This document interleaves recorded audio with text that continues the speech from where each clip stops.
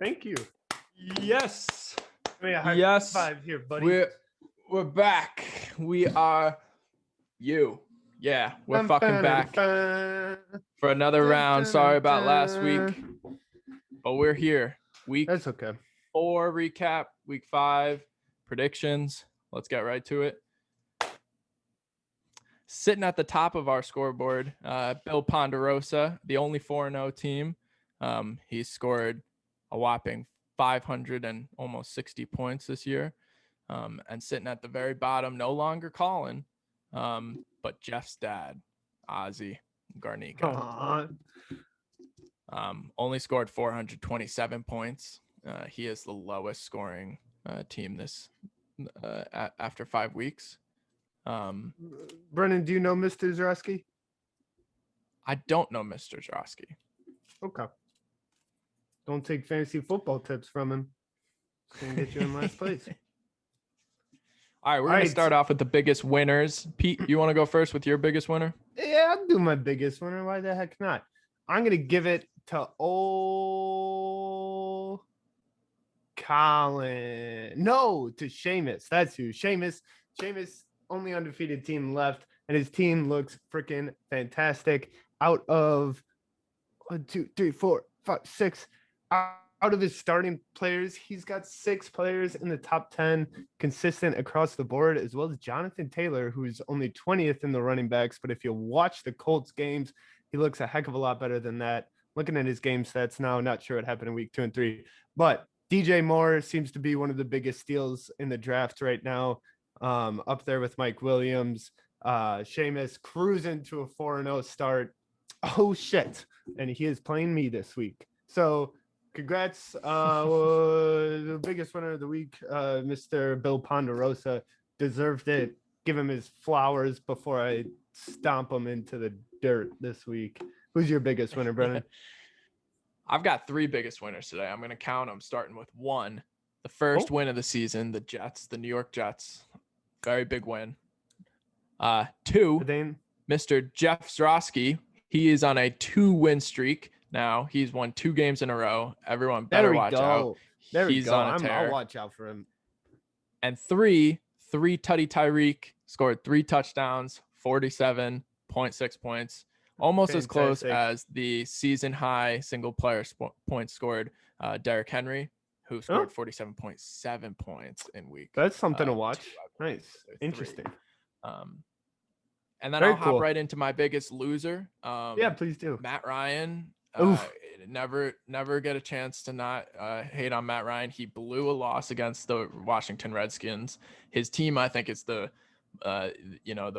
most boring offense out there right now, other than Cordero Patterson, who's helping out Matt Ryan a lot. But he's playing the Jets next week, so it sucks for him. He's got to go all the way to London to get stomped on by the Jets. So, yeah, biggest loser, Matt Ryan. You? Good answer. Mine, unfortunately, is going to go to Mr. Ken Dog Dowling. He has got the most points scored against him by almost a 50-point margin, as well as a decent amount points scored for him. He's the 4th in points scored, 1st in points against. Not sure what he did to deserve that luck. Brandon, do you want to hit me with that fun little fact that you hit me with before we started this? What's Ken's opponent's average this season? Yeah, so Ken has 602 points scored against him this season, which averages out to 150.5 points a week. It's ridiculous. Perfect case scenario. He scored 149.44 and got beat by Mr. Bill Ponderosa, 157.66. So yeah, definitely a pretty big loss there. And to no fault of Ken, other than no fault to Ken's his own. Yeah, I don't know, but just some bad luck. It's the way she goes, but it's the way she's going for Ken Dowling right now. I'm looking for a rebound. He's putting up points. You got it coming for you, Ken, soon, Ken. All right, and now over to the matchups. We'll start off with my 2 roommates. Pete, you want to cover this one? Yeah, absolutely. We know what Frankie's about. He's Pat, Tyreek, Travis. They're going up against Buffalo. That game honestly could go either way. Probably we'll see some points on the boards for the Chiefs regardless. But the feature of this matchup should be Collin. His team is coming around since the last time we did this whole shop and talk. Deontay Johnson, the Steelers are so bad that it's like almost helping him. They are always playing from behind. They are always throwing within like 5 yards, which is just money for a PPR league. I thought like Ben had an absolute dog shit game on Sunday. Deontay Johnson still put up like 20 points or something, maybe even more. He's like top 20 in receivers. He missed a game. Deontay Johnson's a huge asset, as well as Brandon Cooks is for real this year. Apparently, he is continuing to put up teens after teens after teens in points. Tom Brady, tough game in the hard rain over the weekend, but he's still looking great. Najee Harris is looking like Kyle's running back one at this point, with Dalvin Cook being his running back two, which looks great. And of course, George Kittle to back it all up. So Collin coming around to Ben, I got him winning this matchup by 10 points. We'll say, oh, that's what ESPN projects too. Seamus versus Peter. Mr. Bill Ponderosa, the only 4-0 team. Again, beat Ken last week.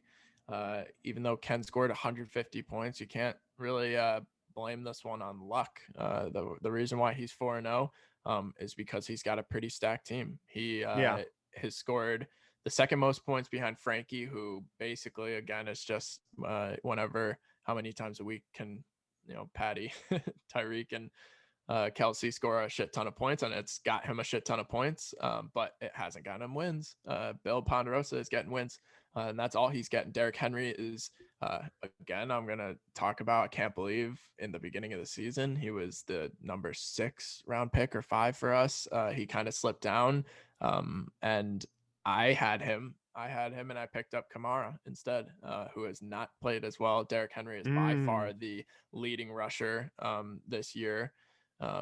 And Jonathan Taylor's been solid, as solid as a running back could be this year in fantasy. Russ Wilson is his good old self. Darren Waller and DJ Moore have been 2 studs on his team. He's just got a really good team. He is playing you, and you have definitely got very lucky this year. You have squeezed a win out of Ozzy last week by only scoring about 90 points, less than 100 points. And work smart, not hard, Brenan. You do smart. Have the lowest points against. So you are getting lucky. So this is not going to be a close matchup, I believe. You have a 73% chance of making the playoffs so far. You're 3-1 in the league. And your top scorers are Dak, Jamar, who has been awesome, who hopefully can get back to scoring touchdowns. The Cincinnati offense is a really fun one this year, but they are spreading the ball out. So we'll see as it goes along. But Joe Mixon, one of, I think, another standout running back this year, who was not getting the respect that maybe he deserved during the draft. So yeah, we'll see. The Bengals, I think, had a hard time scoring against the Browns, who have a pretty good defense if people will start to recognize it. Nothing fantasy great, but if you're playing Cleveland's defense, then you're not going to be able to get a whole lot of fantasy points, I think, as the Joe Mixon Jamar mix-up went last week. Here we go. We're coming over Brenan and Ken. Brenan, I like you in this one. I'm going to take you in this one. Your team, okay. Kyler Murray, right now, obviously the MVP candidate, going up against a very tough defense in the Niners, but I don't think it's going to matter how much of a role he's on. And then basically you don't have a single slight of weak spot until you get down to Chase Edmonds. Just stacked before then. DeAndre Hopkins, a little worrying last week. I think he only put up like 4 points or something. Saquon is still just, the Giants seem to still be easing him back into it. Still don't know how involved CEH is in that Chiefs offense. But who knows? Cooper Kupp has been another biggest steal in the league this year, as well as Lamar, who can drop However, really exciting matchup between got Lamar and Kyler going at it. So yeah, I think you're gonna come out ahead of this one, and we'll see you take Yeah, 2 and 4. this one's interesting because it's that pick right before Collin, who's giving Kennedy a lot of shit for picking Saquon, and I picked Kamara right after him. So it's actually, again, 2 picks that were right next to each Yeah, other. that We'll is see if Ken made the right choice. I'm excited for this week. It should nice. be a good one. All right, and then we'll head over lastly to Jeff against his dad, Ozzy, who Oh man. has been riding a train, and it hasn't been going to a whole lot of stops. I think it ran out of gas or coal or however Oh steam his no. train is running, but he's got to get something going. Jeff, like I said, is on a hot streak. I think Zeke has really bounced back from last year, and that's a huge Yeah. running back to have. Once Stefan starts clicking with the Bills and getting hot, he's going to be hard to match up against. But CeeDee Lamb and Marquise have just been holding him together. I think if Marquise keeps on making awesome catches like he did last week, like 50 plus yards, Yeah, incredible diving stuff. catch into the end zone. Hollywood.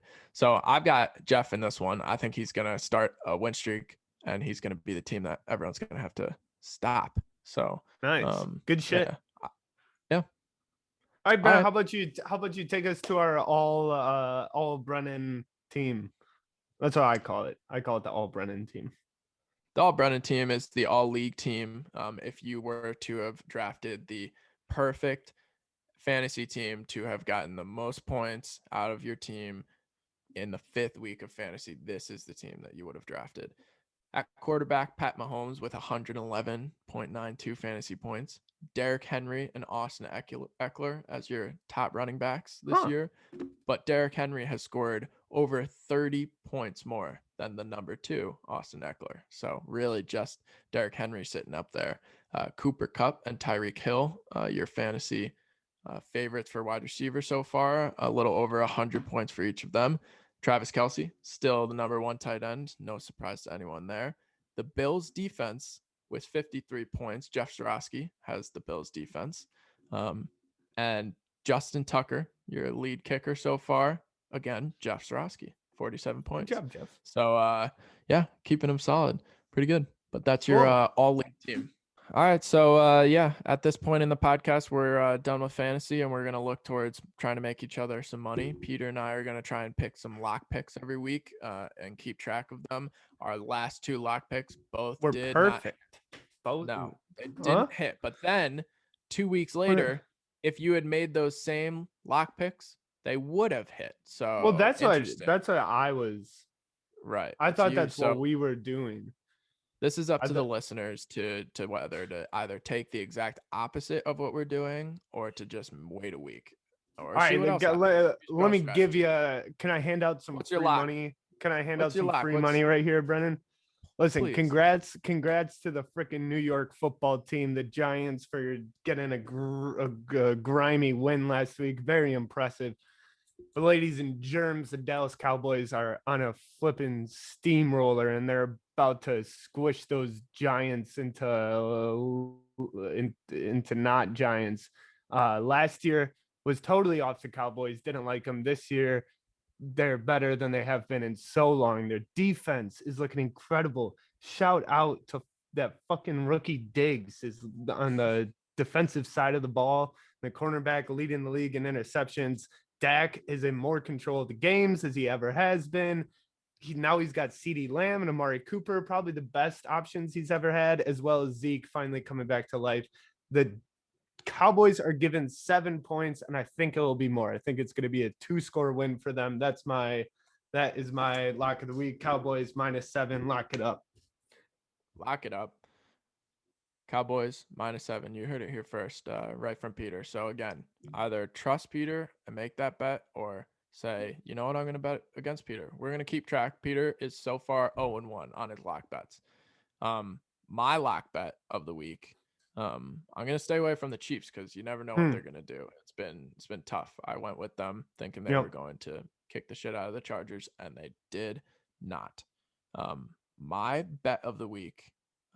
My lock of the week the Minnesota Vikings -7 to Whoa. Detroit.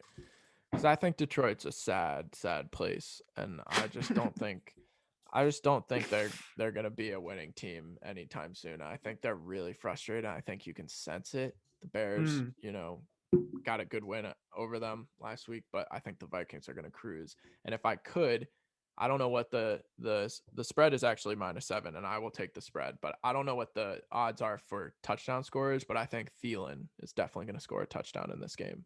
So Okay, that good would shit. be Little also sprinkles. my locker bet. Nice. Yeah. Fantastic. The All right. player touchdown odds are not up yet, so hopefully they'll be up, and I'll send out the odds. But that's a lock. So that's my bet. Good shit. You got 2 locks. There you go. Go cash them in, folks. Folks, It was a pleasure. It's been fun. See you next week. I guess so. See you next week, Brennan. I'll see you then, buddy. Everyone, good luck on the games. How do they say it in your land? Shalom or Peace. bye.